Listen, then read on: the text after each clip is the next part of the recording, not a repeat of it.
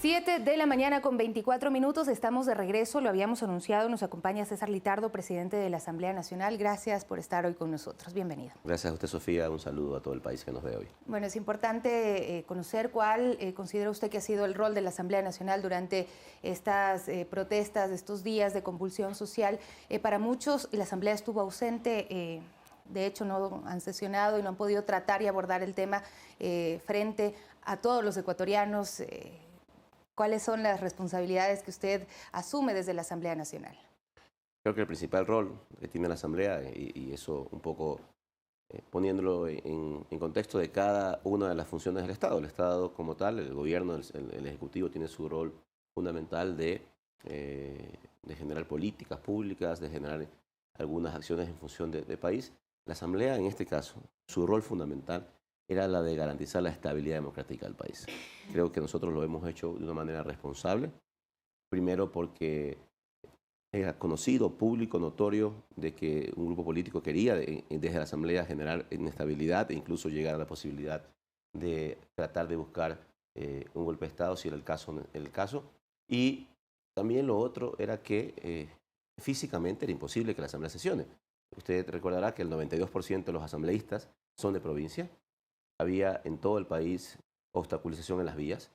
Llegar a Quito en avión no era la garantía de que lleguen a la Asamblea. Aunque la Asamblea, el edificio estaba sitiado, era imposible sesionar en Quito. Llegar a Quito, luego de ahí llegar hasta el centro de la ciudad, desde el aeropuerto también era imposible. Así que muchos temas que complicaban físicamente. Y ahí viene el otro. La Asamblea tenía una responsabilidad en este proceso, como yo digo, de estabilidad democrática del país, y que creo que nosotros no es que estuvimos inertes, no es que no estuvimos activos, estuvimos constantemente en conversaciones, en reuniones con los diferentes jefes de bancada, hicimos varios comunicados al respecto, porque nos preocupaba mucho, sobre todo, que desde la Asamblea se intente generar una estabilidad. Y era el escenario perfecto, porque el pasado funcionó de esa manera. Se sesionaba la Asamblea en estos momentos de crisis, se generaba una conmoción interna, se buscaba tal vez que a través de presiones externas, es decir, que se rodea la Asamblea de gente que podría estar en esa línea aupada por quienes iban hacia la desestabilización, y tal vez hubiéramos tenido una asamblea caotizada y hasta con conflictos internos. Pero todas las bancadas pidieron sesionar, ¿por qué no se lo hizo? Porque esa fue una petición de todos los sectores, no solamente, entiendo, usted está haciendo mención al movimiento de la Revolución Ciudadana, los asambleístas que pues están todavía con esta afinidad al expresidente Rafael Correa. Bueno, hubieron dos bancadas básicamente que fueron quienes públicamente hicieron su petición, la bancada, como usted dice, la Revolución Ciudadana y la bancada social cristiana, con quienes luego conversamos con todos y buscamos poder generar esta intención. De hecho, nosotros convocamos para sesionar en Santa Elena, en Guayaquil tampoco hubieron condiciones para sesionar, no hubieron espacio físico. Luego también en Santa Elena también se complicó este proceso. Pero finalmente yo pregunto, la Asamblea tenía que sesionar y al final la sesión tenía dos connotaciones. Primera, seguramente la sesión conflictiva en un momento en el país estaba incendiado, era echarle más gasolina al fuego, como se dice popularmente. Y luego, ¿resolver qué? Nosotros, como Asamblea, insisto, tenemos nuestra competencia y seguramente nuestra resolución iba a ser en función de generar este proceso de estabilidad democrático. Si nosotros hubiéramos, lo máximo que podríamos haber hecho como Asamblea era una sugerencia al señor presidente de la República de que revise o tal vez, en el caso más extremo, que derogue el decreto, pero hasta ahí. ¿Por qué? Nuestra resolución no es vinculante con la decisión del Ejecutivo. Pero se temía que se presente una moción y que se proponga la muerte cruzada, que es lo que se ha mencionado. Y era público el hecho, no era un tema que nosotros no lo conocíamos. Era un público, ya se lo había expresado a través de redes sociales, a través de declaraciones, y me parece que, yo insisto, el país en ese momento no necesitaba tener un cambio de presidente. El país necesitaba tener estabilidad. Un cambio de presidente no garantizaba que los problemas económicos del país mejoren. Los problemas siguen. Hemos escuchado hace un momento al señor secretario general de la presidencia y hay que hacer un nuevo decreto y hay que tener una posición de diálogo para encontrar caminos que mejoren la economía del país. Los problemas no se han resuelto. Ha vuelto la paz, sí, pero en el país hay que tomar medidas, hay que tomar acciones en función siempre de que estas acciones no perjudiquen a los que menos tienen, pero en definitiva la solución económica no se resolvía cambiando presidente, no se va a resolver cambiando a nadie en el país, lo que se resuelve es cambiando las políticas, buscando mecanismos articuladamente esta vez, espero que así sea, que se socialice previamente, y en ese es el camino que tenemos que encontrarnos todos. Pero usted dice que hay un bloque mayoritario en la Asamblea Nacional que está del lado de la estabilidad democrática del país y que está pues protegiendo a las instituciones en este momento. ¿Por qué temer entonces de un escenario distinto cuando se pudo también haber dado desde la Asamblea una posición clara de respaldo hacia la democracia en el país? Nunca estuvo en duda, nunca hubo temor de que alguna propuesta desestabilizadora en la Asamblea tenga los votos. Las dos situaciones que hicieron que la Asamblea no sesione fueron, como le mencioné a usted, primero, la imposibilidad física de hacerlo en un espacio. De hecho, yo conversé con varios compañeros asambleístas de varias partes del país, en donde era complicado poder llegar. Las ciudades que tal vez prestaban las mejores condiciones eran Quito y Guayaquil. Quito era imposible por la forma como estaba sitiada. Recuerde que la Asamblea tiene que convocar con 48 horas de anticipación. Eso implica que hay 48 horas de tiempo para que haya movilizaciones, tal vez donde iba a ser la sesión de la Asamblea. Y en Guayaquil, luego de haber buscado algunos espacios, tampoco se dieron las condiciones como tal. De ahí, pues, en el resto del país, ciudades tal vez sin acceso aéreo, sin acceso terrestre, era muy complejo. Le insisto, el 92% de los asambleístas del país son de provincia. Era complejo, hablamos con muchos de ellos, y la dificultad era esta. Y la otra, que le vuelvo a insistir, era que era el escenario perfecto para generar un caos externo que podría tener la posibilidad de luego generar un caos interno y ver lo que ha pasado en el pasado, asambleístas golpeados, hay mujeres, hay compañeras asambleístas embarazadas, hay algún tipo de acciones que había que también proteger la integridad de los asambleístas, pero la Asamblea siempre estuvo presente en el proceso de estabilidad. Personalmente hablé con el presidente varias veces en esta semana, tuve 2 reuniones con él, en donde siempre manifestamos nuestra posición de estabilidad democrática y de que la Asamblea sirva como un mediador para solucionar los conflictos. Me parece que nuestro rol fue cumplido a cabalidad y, como lo he dicho, yo prefiero ser recordado como un presidente cauto antes que como un presidente golpista en la posición personal que tengo en ese sentido. Ahora se van a reunir. ¿Cómo cree que va a ser el panorama cuando se reúnan ya todos los legisladores y puedan también plantear sus posiciones? Porque sin duda no se va a poder dejar de tratar el tema. Sí, hoy se tiene un punto en el orden del día que vamos a analizar los acontecimientos de la semana pasada, básicamente en esos aspectos, seguramente ratificar esto que le he mencionado, de cómo la Asamblea fue garante de la democracia, hacer un llamado a la paz, a que se resuelvan los conflictos. También la Asamblea está expectante de que nosotros podamos aportar y que a la Asamblea llegue la ley económica urgente que permita paliar o compensar o buscar las alternativas en torno a las diferentes medidas económicas que se deben plantear en el país. Y sobre todo también nosotros, desde nuestro rol, buscar dentro de nuestro control político y de fiscalización también un análisis de lo que pasó, responsables, tanto en todos los ámbitos dentro de este proceso, y que la Asamblea también cumpla su rol. En ese sentido, hay varias opciones. Hay una propuesta de la creación de una comisión ocasional. Hay también otra propuesta de que nos apoyemos en organizaciones como Derechos Humanos, como Defensoría del Pueblo, como Naciones Unidas. Hay también propuestas de que sean algunas comisiones de la Asamblea que también hagan este proceso. Eso lo veremos hoy durante el debate, pero hoy la Asamblea vuelve a su ritmo normal de trabajo y vamos a trabajar ya en función del país. Es importante, pues, precisamente conocer cómo va a trabajar, según se determine el día de hoy, una comisión u otras alternativas a través de organismos de derechos humanos, porque sí, sobre las protestas nos quedan varias dudas, ¿no? Por un lado, ¿qué va a pasar con las personas que están detenidas en este momento?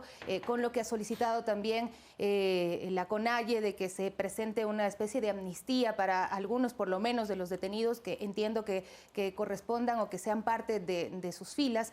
Y también, por otro lado, lo que ha sido denunciado por algunos organismos, ¿no?, de derechos humanos, que también hubo un exceso de parte de la Policía Nacional. Todo esto, ¿cómo usted cree que debería analizarse? ¿Con qué mirada hacia la ciudadanía también? La transparencia es súper importante en estos casos. Creo que lo que digo primero es establecer cuál es nuestro rol, es decir, la Asamblea tiene sus competencias y de ahí nuestra función tiene que ver con el tema del control político y de fiscalización, determinar responsabilidades políticas, que es nuestro rol. Es decir, esto tiene que ir de la mano con lo que hace la Fiscalía, que es ya la etapa judicial, la etapa ya que tiene una incidencia en ese aspecto. Nosotros, y lo personal, yo creo que este proceso no puede ser un proceso que la Asamblea lo haga por sí solo, debe ser acompañado. Es decir, que los organismos como Naciones Unidas, Derechos Humanos, Defensoría del Pueblo, son entes que tienen un poco más de experiencia en estos casos, tienen tal vez el criterio técnico un poco más responsable y más legítimo en estos casos, y creo que deberíamos hacer una especie de mezcla entre lo que hace la Asamblea acompañado de estas instituciones para que sea la investigación y el proceso de control político más eficiente. Así que en ese camino actuaremos y vamos a dar respuestas al país en torno a ¿Qué eso. tipo de responsabilidades podrían identificarse en esta Bueno, investigación? de todo tipo, realmente, no puedo adelantar, pero dentro de la posibilidad de la Asamblea podemos encontrar responsabilidades de tipo administrativas hasta de tipo políticas. Nosotros también estos elementos pueden ser un insumo de lo que nosotros reconozcamos para poder entregárselos a la Fiscalía y que la Fiscalía también pueda tener algunos elementos más en torno a lo que ellos también investigan. También nosotros recuerde que nuestro edificio fue también tomado en un momento dado. ¿Se han cuantificado daños sí, ya? Casi, nosotros en inicio habíamos estipulado aproximadamente $45.000. El día de ayer que estuvo la compañía de seguros que hace protección al edificio nuestro, aproximadamente evaluó por $70.000 los daños finalmente de algunos temas que se han dañado en temas también tecnológicos. Pero más allá de eso, vemos lo de la Contraloría, que también que es una pena ver cómo el edificio está casi con un aspecto de que se fue bombardeado en un momento como guerra. Hemos visto, nos informan, me informaba el jefe de la escolta legislativa como el día que se tomaron la Contraloría desde el techo de la terraza de la Contraloría, que está frente a la Asamblea, disparaban estas bazucas artesanales, estos vandálicos hacia los policías que estaban defendiendo la institución. Así que todos esos temas tienen que ser investigados.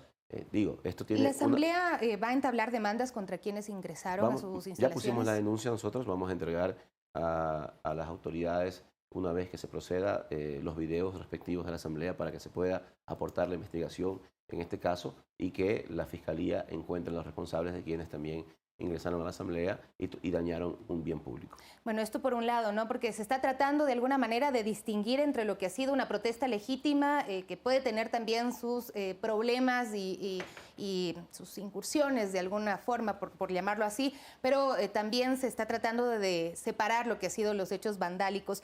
¿Cómo apoyar a esa moción que había hecho el sector indígena de que haya una especie de amnistía? ¿Cuál es su opinión al respecto? Bueno, eso tiene su procesamiento, tiene que cumplir un proceso, un requisito. Hay que evaluar, me parece que, como usted lo menciona muy bien, aquí hubieron dos acciones muy claras. Una protesta legítima, una protesta en donde un grupo de ecuatorianos, dentro del marco constitucional, legítimamente protestaron sobre un determinado tema que el gobierno había tomado como decisión. Y luego está quienes, como le decía, de una manera articulada, de una manera planificada, se vincularon a esta protesta y crearon desmanes y generaron daño al bien público. Usted debe reconocer y ver que esto no fue un tema orquestado, no orquestado, fue un tema orquestado como tal. Tenían escudos, tenían bazucas artesanales, tenían toda una estructura y que ha hecho que se evidencie lo que generó un caos. La ciudad de Quito lamentablemente ha tenido grave afectación, hay edificios públicos, privados. Así que esto no fue un tema menor y nosotros ya tendremos que revisar en estos casos en qué caso sí, en qué caso no compete una amnistía, pero ya es un tema que hay que esperar que se presente el proceso y ya lo analizaremos. De todos modos, pues la paz está regresando poco a poco al país, sin embargo, todavía se mantiene ese escenario de polarización en el cual también han sido atacadas las distintas instituciones del Estado desde el punto de vista de la confianza, como que la ciudadanía también y a través de las cifras que manejan incluso varias encuestadoras, tiene poca fe en las instituciones como la misma Asamblea. En este caso, ¿qué hacer para empezar a generar esa confianza y que cada uno de los aportes que se hagan desde todos los sectores sean válidos y sobre todo creen alguna identificación con la ciudadanía? Trabajar, dar respuestas claras. Me parece que en ese proceso nosotros hemos generado estas respuestas claras. El país necesitaba tener estabilidad, paz y la Asamblea finalmente lo consiguió en ese concepto. De ahí creo que lo fundamental es ya comenzar a trabajar en temas positivos, en temas que vayan en favor de la ciudadanía, en esperar que llegue la ley económica urgente a la Asamblea, que tenga beneficios importantes como por ejemplo la eliminación del anticipo del impuesto a la renta, que tenga en temas importantes como por ejemplo la eliminación de aranceles para el sector agrícola, es decir, temas positivos que ayuden a la reactivación. Pero ¿Y usted cree que habrá acuerdos para poder aprobar sí, estas seguramente leyes? nadie se puede oponer a este tipo de acciones. Yo creo que ningún asambleísta puede estar en contra de eliminar aranceles para apoyar al agricultor, a la agricultura. Pero me parece también que hay una corresponsabilidad de todos. Esto no solamente es del Estado, es una corresponsabilidad que tiene que tener también la sociedad, los empresarios, todo el Estado ecuatoriano, porque el problema del pasado es que la sociedad ecuatoriana se acostumbró a que el Estado sea el paternalista, el que provea de todo. Las condiciones económicas tal vez en ese momento se daban para esa situación. Ahora, en este momento, el país, con las dificultades económicas que tiene que buscar un apoyo en el sector privado, un apoyo en el sector en donde se genere empleo y trabajo. Y para eso nuestra obligación es dar las condiciones, los incentivos para que eso suceda, pero también la sociedad tiene que apoyar en ese proceso porque el país es uno solo y todos tenemos que sacarlo adelante. Usted participó, estuvo presente en esta mesa de diálogo que promovió la ONU y la Conferencia Episcopal Ecuatoriana, donde se ha pedido que se respeten los acuerdos y que se escuche muchísimo a estos sectores sociales. La Asamblea también tiene que hacer eso porque ahí hay temas como las reformas laborales, por ejemplo, que sin duda tienen una resistencia muy fuerte de sectores de trabajadores como el Frente Unitario de Trabajadores, por ejemplo. Nosotros siempre nos prestamos y nos ofrecimos como una entidad de poder prestarnos como una mesa de diálogo en la Asamblea. Creo que ya lo hemos hecho. Nosotros, por ejemplo, en un momento dado nos sentamos a dialogar y resolvimos y apoyamos en el proceso para que se llegue a un acuerdo entre el Estado y los jubilados. Por ejemplo, eso es un ejemplo de cómo la Asamblea puede ser una entidad, un puente para esto. Pero de ahí los temas que usted menciona que van a llegar a la Asamblea seguramente así lo van a hacer. El tema laboral es un tema que está dentro de ese proceso. Hay que tratarlo. Yo digo que hay que buscar mecanismos donde podamos apuntar a ciertos sectores que son diferentes de otros. Por ejemplo, el sector de la pesca tiene una particularidad diferente tal vez al sector de la agricultura. ¿Por qué? Porque tal vez la pesca tiene periodos altos de navegación en alta mar para poder generar el proceso de pesca. Tiene periodos de veda, tiene algunos otros elementos diferentes tal vez a otros sectores. Entonces lo que tenemos que buscar es cómo de alguna manera estos temas laborales los enfocamos en los sectores para generar y permitir que haya más opciones de trabajo sin perjudicar, sin retroceder derechos de quienes trabajan en estas áreas. Pero en principio me parece que sí hay que buscar de alguna manera cómo generar mejores condiciones laborales para que esto incentive el sector laboral. Un último tema, presidente, es cómo se va a manejar y cómo usted interpreta el pedido de asilo político que han hecho varios asambleístas. Ahí está Soledad Buendía, Gabriela Rivadeneira, Carlos Viteri Gualinga, quienes están solicitando pues protección internacional. ¿Cómo lo interpreta usted desde la Asamblea y qué va a pasar con esas curules? Bueno, lamentable esta situación. Me parece que es un tema complejo, ¿no? La posibilidad de entender que pase esto. Nosotros desde la Asamblea ya he pedido un informe jurídico para ver cuál es el procedimiento en estos casos, hasta qué tiempo nosotros desde la Asamblea podemos tener una ausencia de un asambleísta dentro de sus funciones como tal. Eso hoy lo tendré ya a limpio dentro del área jurídica de la Asamblea que se lo he solicitado. Yo pienso, siempre he dicho que el que nada debe, nada teme. Me parece que nosotros más allá de eso no podemos actuar. La Asamblea es la única forma como puede actuar en estos casos, digo, revisando el tiempo máximo que un asambleísta puede estar fuera de funciones como tal. ¿Qué es cuánto? Eso lo vamos a resolver hoy día. Hay algunos criterios en torno a esto, porque esto es un caso que nunca ha pasado antes, la primera vez que pasa.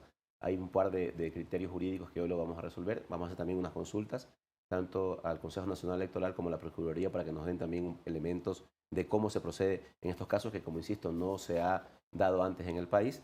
Y luego de esto, pues también nosotros, la única forma como podemos actuar es que existe alguna solicitud de un pedido de la Corte Nacional de Justicia de un levantamiento de inmunidad que hasta el momento no ha llegado. Si es que llega un momento dado, se procesa en la Asamblea este proceso. Muchísimas gracias por acompañarnos el día de hoy y por aclarar pues varias dudas también sobre lo que va a ser la actuación de la Asamblea Nacional ya en los próximos días. Nosotros nos despedimos y enseguida viene con ustedes Carla Larrea con más noticias en Telediario.